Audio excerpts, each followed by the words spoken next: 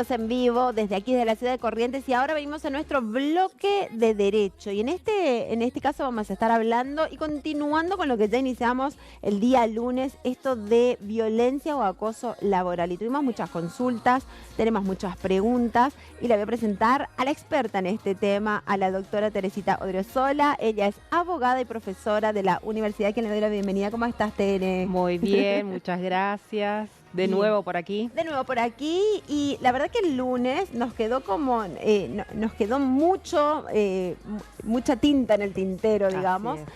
Mucho todavía para seguir profundizando y para seguir ahondando en este tema, violencia y acoso laboral.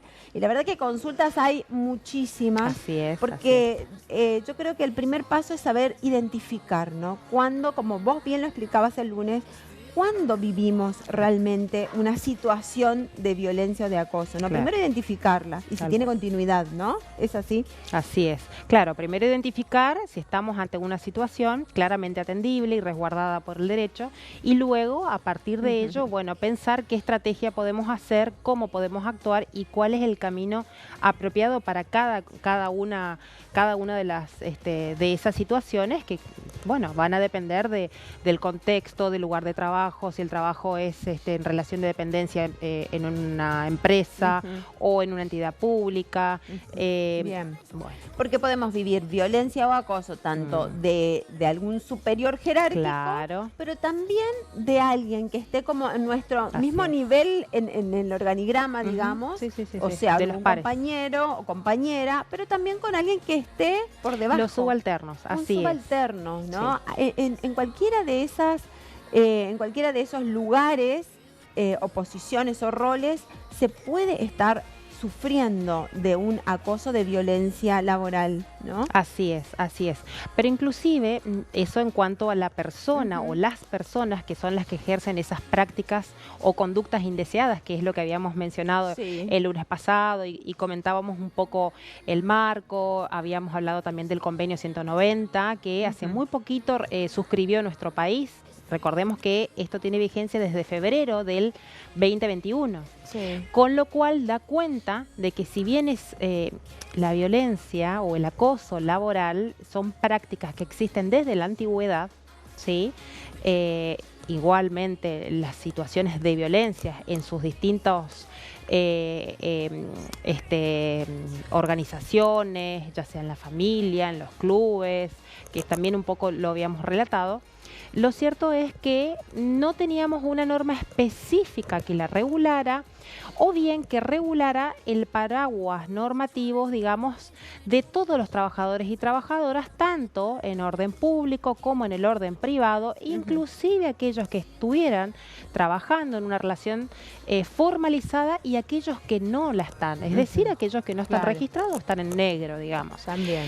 Esto solamente como para retomar el tema, ¿no? Para recuperar lo que habíamos conversado, es importante porque a partir de esta normativa, este convenio que se suscribe con la OIT y que nuestro país se encuentra o que ha adherido, nos da, digamos, esa protección directa que necesitábamos, ya que, como había mencionado, los abogados o abogadas hacíamos una suerte de artesanía en cada caso en concreto, porque teníamos que citar o normas de naturaleza privada o normas de orden público en cuanto a la entidad pública, el Estado, cuando se trabajara en esa relación. Y bueno, y con esto viene como a simplificar porque da cobertura a absolutamente todos los trabajadores y trabajadoras, pero también se extiende no solamente en el contexto de las relaciones laborales de dicho lugar, de las organizaciones, sino también pueden ser incluso como consecuencia de ellas o que estén o que sean como resultado de ellas.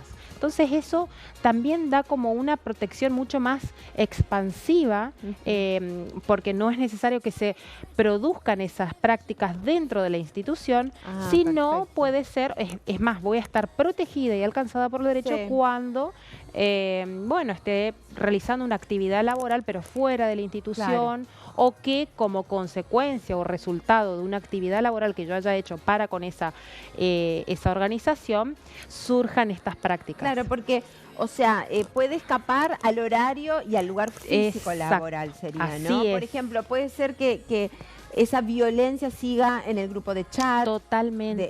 O en un café, en un café con los compañeros de trabajo, también. que de pronto antes decía, ah, no, pero está fuera del trabajo. No, claro. no, momentito. Acá tenemos un marco que está ampliando y eso es lo novedoso y lo interesante, porque en realidad lo que se está visibilizando es que pese a todas esas normas que nosotros teníamos y que vienen regulándose ya desde la reforma del 94 con los pactos internacionales, sin embargo no teníamos una norma específica que sea unificadora o uniformadora, y esto es realmente una buena novedad porque nos permite, una vez que nosotros identifiquemos y sepamos qué es lo que está ocurriendo, que podamos actuar en consecuencia y que tengamos el derecho que nos asiste. Perfecto. Tere, me gustaría que nos puedas explicar la diferencia entre acoso sexual y violencia laboral. Bien, bien. El acoso sexual, como su palabra o el concepto en sí indica, la terminología acoso sexual, ahí estamos teniendo una situación de persecución, hostigamiento vinculado a la sexualidad de la otra persona. ¿Sí? En este caso es un trabajador o trabajadora en cualquiera de los órdenes, como bien habíamos referido al principio, que puede ser desde un superior, ida y vuelta, es decir, un superior hacia un subordinado o viceversa, de manera horizontal, es decir, con los pares, ¿sí? O también con los subalternos, es decir, alguien que se encuentre respondiendo a nuestras órdenes, pero también puede ser alguien que ejerza otras actividades, como ser personal de maestranza, alguien de limpieza, etcétera, un portero, etcétera. Bien. Pero, ¿cuál es la diferencia entre uno y otro? El objeto. ¿Sí? Ese acoso sexual tiene una clara intención que está vinculada con el menoscabo de la intimidad de la persona vinculada justamente a su sexualidad y que claramente se le está obstaculizando, es decir, esa libertad sexual se le está obstaculizando porque si la persona no quiere, claramente ya está trascendiendo esa limitación, esa libertad y por tanto ya entra en la órbita del acoso. Entonces, ¿qué es lo interesante de esto? Que no estamos hablando de acoso sexual de manera aislada.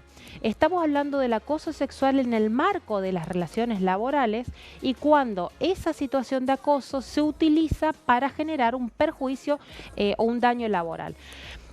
Es decir, cuando, para decirlo digamos a modo de ejemplo y que se entienda, cuando mi jefe ¿sí? directamente empieza a generar situaciones incómodas como unas referencias a mi cuerpo, a mis pechos, o esos comentarios incluso hasta machistas de qué lindo verte venir o esos haciendo alusión a los atributos, pero una vez un comentario que es lo que habíamos lo que habíamos dicho también la jornada pasada, que desde el momento que yo me defiendo, digo, bueno, no me gusta esto, pongo los límites, digo no. Y si la persona, sea en la escala que se encuentre, no lo entiende, allí nos encontramos en esa situación en donde empieza esa práctica de violencia. Está bien. ¿Sí?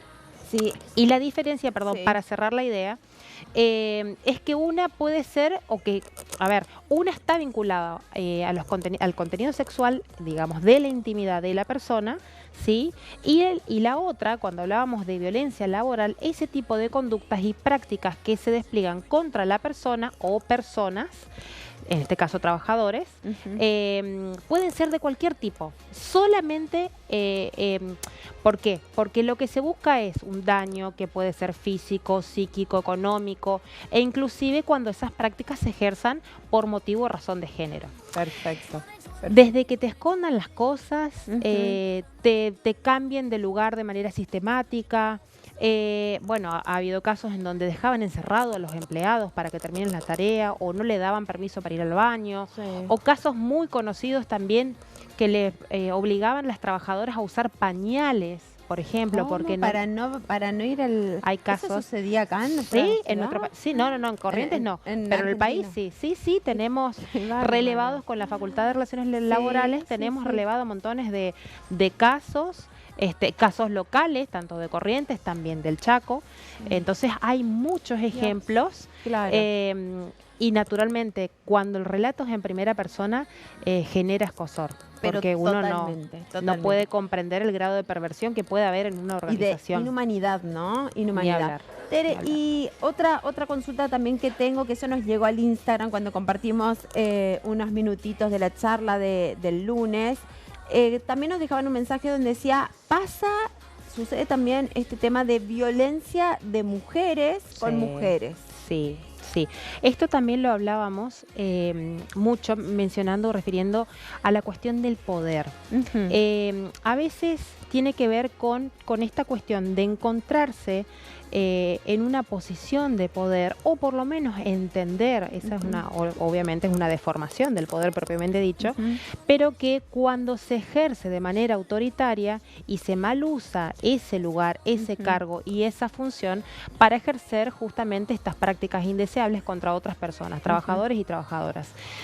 Y en un trabajo de investigación que hemos realizado, pudimos detectar que, a diferencia de lo que uno comúnmente piensa, en donde por ahí solemos tener, digamos, de manera hipotetizada que son los hombres los que ejercen mayor situaciones de violencia o prácticas de violencia, en un trabajo de campo que hicimos en organizaciones de Corrientes hemos advertido que es indistinto. No es algo que solamente esté dado en el hombre, ni en el hombre para con hombres, ni en el hombre para con mujeres, ¿sí?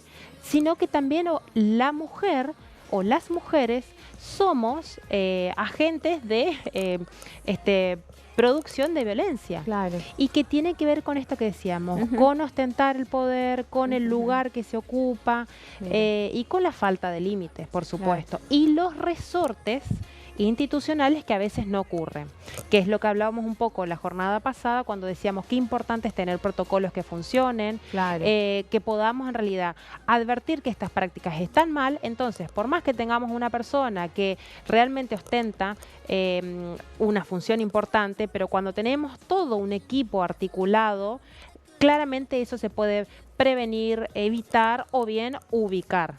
Muy interesante realmente, Teresita, muchísimas gracias y seguro vamos a seguir abordando este tema. Y las consultas, nos quedaron las consultas.